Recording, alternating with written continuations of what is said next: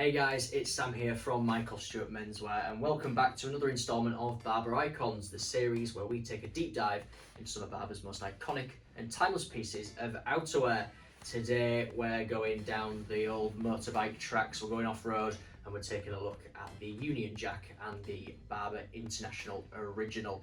These are two jackets steeped in history and I can't wait to tell you all about that and a few of the features, a bit of the material and what you're going to get if you buy either of these fantastic jackets. So let's get straight into it.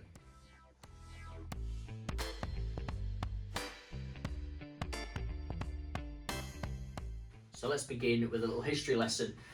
A jacket such as this, the International Original, was worn by nearly every British motorbike team between 1930 and 1970. Of course, they weren't wearing the same jacket, it had different variations, little updates, but the sort of premise of the jacket and the overall feel was exactly the same.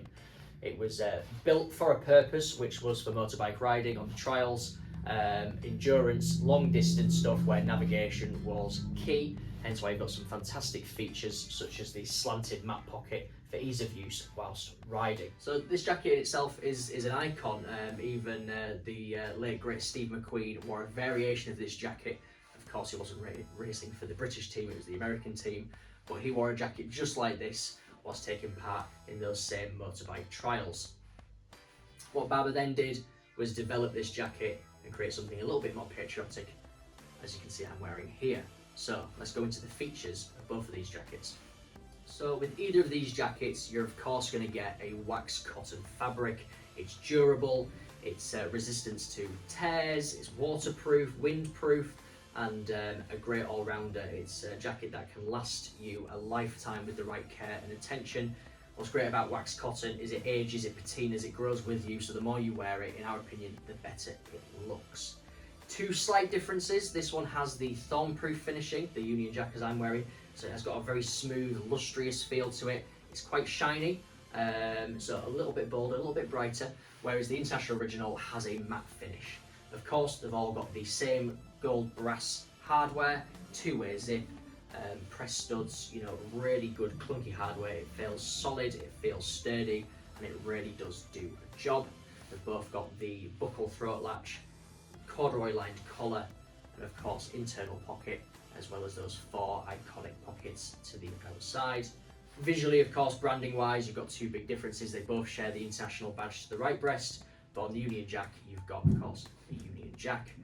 Lining wise, this comes with a tartan lining, and this one comes with a really stunning Union Jack lining, so it really does sing patriotism all the way through from head to toe on this jacket.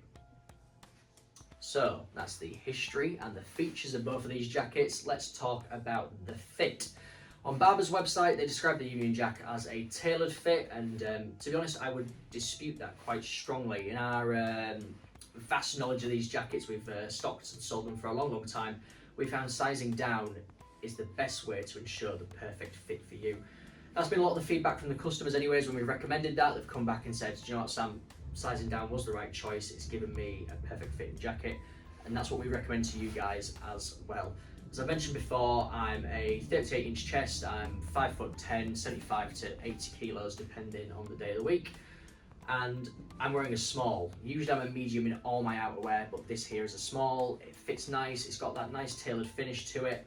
There's still a bit of room under here to maybe put a shirt, some knitwear when things do get cold, but to be honest, they're quite a warm jacket anyways. They are obviously lined, but they're not padded, but they do retain a nice bit of heat, so definitely worth bearing in mind. The other thing to think about as well is that they do actually size these jackets slightly differently.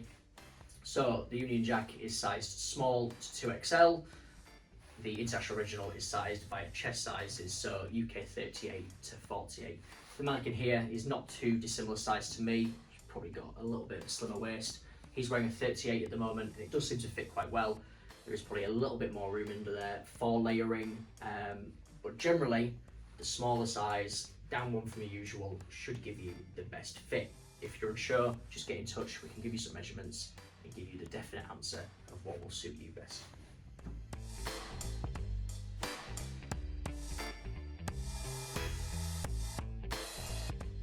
So there you have it, the lowdown on these two fantastic Barbour jackets. I think they are ideal if you're after something a little bit different to their country wear. Maybe that sort of thing isn't your style, but you want all the features and functions of a great Barbour jacket. Well, take a look at these two. I think they're going to be right up your street, especially if you're into motorbikes, anything sort of motorsport related, and you like something that has maybe a bit more of a modern edge.